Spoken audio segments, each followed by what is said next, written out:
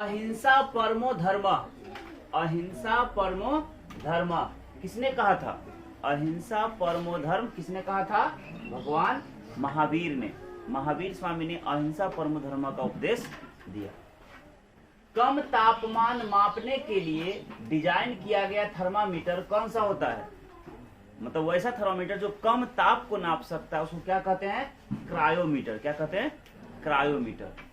उसी प्रकार दबाव मापने, प्रेशर को मापने के लिए, यानी दबाव मापने और इंगित करने के लिए किस उपकरण का उपयोग करते हैं? मैनोमीटर का। किसका? मैनोमीटर का। वायु दाब को मापने के लिए किसका उपयोग करते हैं? तो बैरोमीटर का। वायु यानी दबाव डालता है तो वायु के दाब को मापने के लिए हम किस यंत्र का उपयोग करते हैं? बैरोमीटर का। और सारे जहां से अच्छा हिंदुस्तान हमारा किसने कहा था? मोहम्मद इकबाल ने कहा था। किसने कहा था? मोहम्मद इकबाल ने कहा था। उसी को लिखे हैं सारे जहां से अच्छा हिंदुस्तान हमारा। गीत किसने लिखा और गाया? तो मोहम्मद इकबाल ने। यह एक राष्ट्रीय गीत है, ठीक है, देशभक्ति का राष्ट्रभक्ति गीत है। सरदार वल्लभ भाई पटेल का जन्म कब हुआ था? सरदार वल्लभ भाई पटेल, जिनको हम लौह पुरुष भी कहते हैं, का जन्म कब हुआ था? 21 अक्टूबर 1875 ईस्वी को सरदार वल्लभ भाई पटेल का जन्म हुआ था। संपूर्ण विश्व में दिन और रात दोनों लगभग बराबर कब होता है? तो 21 मार्च और 23 सितंबर को पूरे विश्व में लगभग दिन और रात बराबर होता है, क्योंकि 21 मार्च और 23 सितंबर को सूर्य जो है भूमध्य रेखा पर लंबवत पड़ता है। भूमध्य रेखा पर क्या होता है? लंबवत होता है 21 मार्च और 23 सितंबर को। इसीलिए इन दो दिनों में पूरे विश्व के दिन और रात हमेशा क्या होते हैं? आपस में लगभग बराबर होते हैं। जितना घंटा का दिन उतना घंटा का। वल्लभ भाई पटेल को सरदार की उपाधि कब और किसने दी थी? याद रखना, वल्लभ भाई पटेल को सरदार की उपाधि महात्मा गांधी ने दी थी बारदौली आंदोलन के समय। बारदौली आंदोलन का सरदार वल्लभ भाई पटेल ने नेतृत्व किया था, ठीक ना, और सफल नेतृत्व के लिए उन्हें सरदार की उपाधि दी गई थी, ठीक ना। किसने दिया था? महात्मा गांधी ने। और कहा दी? कब दिया था? बारदौली आंदोलन के समय। वही लिखे हैं, महात्मा गांधी ने बारदौली आंदोलन में दिया था। फिर अर्थशास्त्र के लेखक कौन थे?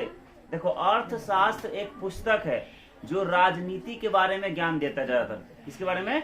राजनीति के बारे में। और अर्थशास्त्र पुस्तक के लेखक है चाणक्य।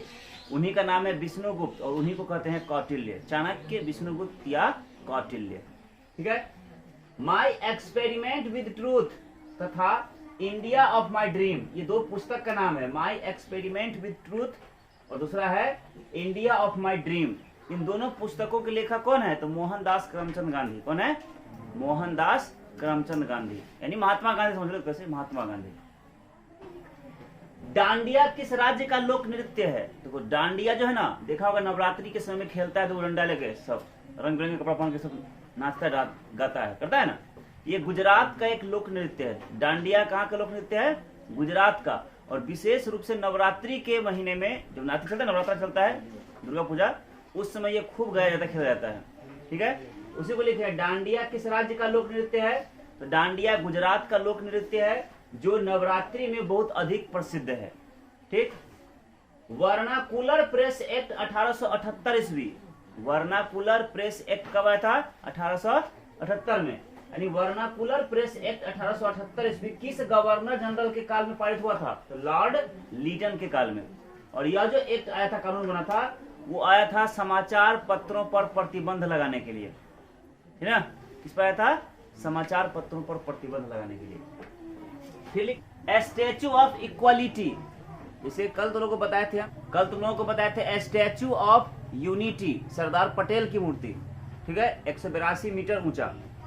आज लिखें क्या? स्टैचू ऑफ इक्वालिटी किसके सम्मान में बनाया गया है? स्टैचू ऑफ इक्वालिटी जो है वो रामानुजाचार्य के सम्मान में बनाया गया है, रामानुजाचार्य के सम्मान में। और यह जो है स्टैचू ऑफ इक्वालिटी 5 जनवरी 2022 ईस्वी को इसका उद्घाटन हुआ और 216 फुट ऊंची यह स्टैचू है, ठीक। पृथ्वी को 2 बराबर भाग में कौन विभाजित करता है? तो भूमध्य रेखा जो है पृथ्वी को 2 बराबर भागों में बांटता है। पृथ्वी को 2 बराबर भागों में कौन सी रेखा बांट देता है? तो भूमध्य रेखा। संसद के संयुक्त सत्र की अध्यक्षता कौन करता है? तो संसद का जो लोकसभा का सदस्य होता है ना, लोकसभा का जो अध्यक्ष होता है वो संसद के संयुक्त सत्र की अध्यक्षता करता है। और संसद के 2 सदन होते हैं, उच्च सदन और निम्न सदन। उच्च सदन को कहते हैं राज्यसभा और निम्न सदन को कहते हैं लोकसभा। राष्ट्रपति जो है संसद के दोनों सदनों की बैठक बुला सकता है और उसकी अध्यक्षता कौन करेगा? लोकसभा का अध्यक्ष। वही लिखें, संसद के संयुक्त सत्र की अध्यक्षता कौन करता है? लोकसभा के अध्यक्ष। दक्षिण एशियाई क्षेत्रीय सहयोग संघ या संगठन, जिसको हम लोग कहते हैं सार्क, है ना, का गठन कब हुआ था? तो सार्क का गठन 1885 ईस्वी में हुआ था और इसके सदस्य देशों की संख्या कितनी है? 8 है।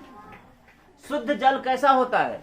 जो जल शुद्ध प्योर होता है उस जल में न तो गंध होता है, न ही रंग होता है और न ही स्वाद होता है। मतलब शुद्ध जल रंगहीन, गंधहीन और स्वादहीन होता है।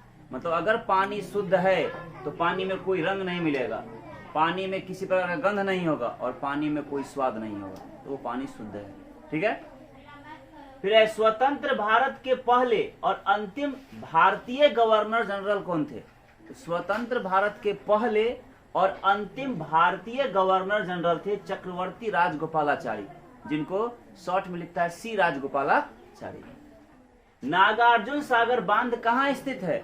तो याद रखना, नागार्जुन सागर बांध जो है वो तेलंगाना राज्य के नलगोंडा जिला और आंध्र प्रदेश राज्य के गुंटूर जिला के बॉर्डर पर, यानी सीमा पर कृष्णा नदी से बना हुआ है। कृष्णा नदी पर, मतलब तेलंगाना राज्य का नलगोंडा जिला और आंध्र प्रदेश राज्य का गुंटूर जिला का जो सीमा रेखा है उसी में कृष्णा नदी बहती है, उसी पर बना हुआ है कौन सा? नागार्जुन सागर बांध। ठीक है। महावीर स्वामी के पहले शिष्य कौन थे? तो महावीर स्वामी के पहले शिष्य उनकी बेटी अनुज्ञा प्रियदर्शनी और उनका दामाद जमाली था। ठीक है। भारत में सबसे बड़ी जनजाति कौन सी है? तो भारत में पाई जाने वाली सबसे बड़ी जनजाति का नाम है गौड़। गौड़ के बाद दूसरी बड़ी जनजाति है संथाल और तीसरी सबसे बड़ी जनजाति है कौन? भील। मतलब सबसे अधिक संख्या में क्या मिलता है? गौड़ जनजाति, उसके बाद संथाल जनजाति और इसके बाद भील जनजाति। जनजाति में बात हो रहा है। ठीक है। महात्मा गांधी को आधा नग्न फकीर किसने कहा था?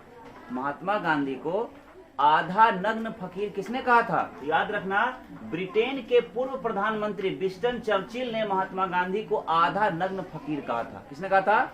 ब्रिटेन के पूर्व प्रधानमंत्री विंस्टन चर्चिल ने महात्मा गांधी को आधा नग्न फकीर कहा था। कोई दिक्कत? कंप्लीट कर लोगे?